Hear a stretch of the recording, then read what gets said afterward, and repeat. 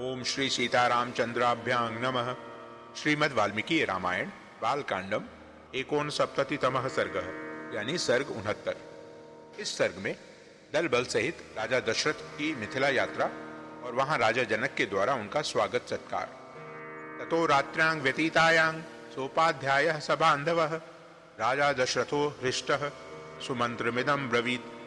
तदनंतर रात्रि व्यतीत होने पर उपाध्याय और बंधु बांधवों सहित राजा दशरथ हर्ष में भरकर सुमंत्र से इस प्रकार बोले।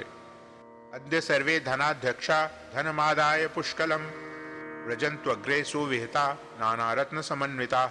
आज हमारे सभी धनाध्यक्ष यानी खजांची बहुत सा धन लेकर नाना प्रकार के रत्नों से संपन्न हो सबसे आगे चले।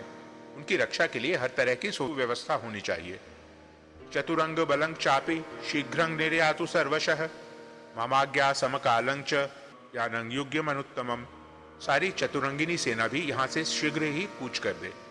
अभी मेरी आज्ञा सुनते ही सुंदर सुंदर पालकियां और अच्छे अच्छे घोड़े आदि वाहन तैयार होकर चल दें। वशिष्ठो वामदेवश्च जाबालिरथ कश्यपः मार्कंडेयस्तु दीर्घायु ऋषिर्कात्यायनस्तथा एते द्विजाः प्रयान्त्वग्रे स्यन्दनं योजयस्व मे यथा कालत्ययो न स्याद् दूता ही त्वरयन्ति माम्। वशिष्ठ, वामदेव, जाबाली, कश्यप, दीर्घजीवी मार्कंडेय मुनि तथा कात्यायन ये सभी ब्रह्मर्षि आगे आगे चले। मेरा रथ भी तैयार करो, देर नहीं होनी चाहिए। राजा जनक के दूत मुझे जल्दी करने के लिए प्रेरित कर रहे हैं। वचनाच्च नरेन्द्रस्य सेना च चतुरंगिनी राजानं ऋषिभिः सार्धं व्रजन्तं पृष्ठतोन्वयात्। राजा की इस आज्ञा के अनुसार चतुरंगिणी सेना तैयार हो गई और ऋषियों के साथ यात्रा करते हुए महाराज दशरथ के पीछे पीछे चली। गत्वां चतुरहं मार्गं विदेहानभ्युपेयवान् राजा च जनकः श्रीमान् श्रुत्वा पूजां कल्पयत्। 4 दिन का मार्ग तय करके वे सब लोग विदेह देश में जा पहुंचे। उनके आगमन का समाचार सुनकर श्रीमान राजा जनक ने स्वागत सत्कार की तैयारी की। ततो राजानमासाद्य वृद्धं दशरथं नृपं मुदितो जनको राजा प्रहर्षं परमं ययो। तत्पश्चात आनंद मग्न हुए राजा जनक बूढ़े महाराज दशरथ के पास पहुंचे। उनसे मिलकर उन्हें बड़ा हर्ष हुआ। उवाच वचनं श्रेष्ठो नरश्रेष्ठं मुदान्वितं स्वागतं ते नरश्रेष्ठ दिष्टया प्राप्तोसि राघव। राजाओं में श्रेष्ठ मिथिला नरेश ने आनंदमग्न हुए पुरुष प्रवर राजा दशरथ से कहा, नरश्रेष्ठ रघुनंदन, आपका स्वागत है। मेरे बड़े भाग्य जो आप यहाँ पधारे। पुत्रयोरुभयोः प्रीतिं लप्स्यसे वीर्य निर्जिताम दिष्टया प्राप्तो महातेजा वशिष्ठो भगवान ऋषिः सह सर्वैर्द्विजश्रेष्ठैर देवैरिव शतक्रतुः। आप यहाँ अपने दोनों पुत्रों की प्रीति प्राप्त करेंगे जो उन्होंने अपने पराक्रम से जीतकर पाई है। महातेजस्वी भगवान वशिष्ठ मुनि ने भी हमारे सौभाग्य से ही यहाँ पदार्पण किया है। ये इन सभी श्रेष्ठ ब्राह्मणों के साथ वैसी ही शोभा पा रहे हैं जैसे देवताओं के साथ इंद्र सुशोभित होते हैं।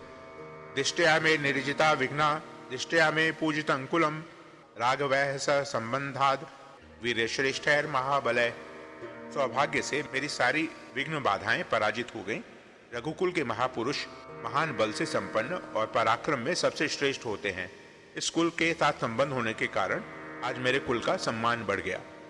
श्वः प्रभाते नरेन्द्रं त्वं संवर्तयितुमर्हसि यज्ञस्यान्ते नरश्रेष्ठ विवाहमृषि सत्तमयः। नरश्रेष्ठ नरेंद्र, कल सवेरे इन सभी महर्षियों के साथ उपस्थित हो मेरे यज्ञ की समाप्ति के बाद आप श्री राम के विवाह का शुभ कार्य संपन्न करें। तस्य तद वचनं श्रुत्वा ऋषि मध्ये नराधिपः वाक्यं वाक्य वेदांग श्रेष्ठः प्रत्युवाच महीपतिम। ऋषियों की मंडली में राजा जनक की यह बात सुनकर बोलने की कला जानने वाले विद्वानों में श्रेष्ठ एवं वाक्य मर्मज्ञ महाराज दशरथ ने मिथिला नरेश को इस प्रकार उत्तर दिया। प्रतिग्रहो दातृवशः श्रुतमे तन्मया पुरा यथा वक्ष्यसि धर्मज्ञ तत्करिष्यामहे वयम। धर्मज्ञ, मैंने पहले से यह सुन रखा है कि प्रतिग्रह दाता के अधीन होता है, अतः आप जैसा कहेंगे हम वैसा ही करेंगे। तद धर्मिष्ठं यशस्यं च वचनं सत्यवादिनः श्रुत्वा विदेहाधिपतिः परं विस्मयमागतः। सत्यवादी राजा दशरथ का यह धर्मानुकूल तथा यशोवर्धक वचन सुनकर विदेहराज जनक को बड़ा विस्मय हुआ।